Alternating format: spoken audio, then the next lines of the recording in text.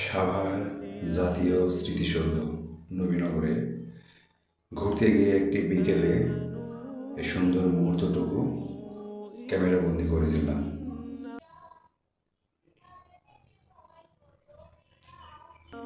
এই অপরূপ প্রকৃতির দৃশ্য,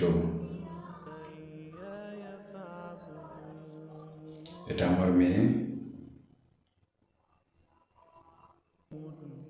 তার শুধুই খেলনা আর ঘোরাফেরা।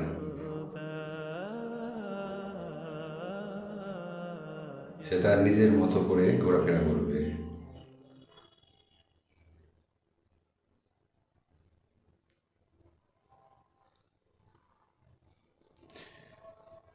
কোথায় কি আছে সেটা দেখতেছে।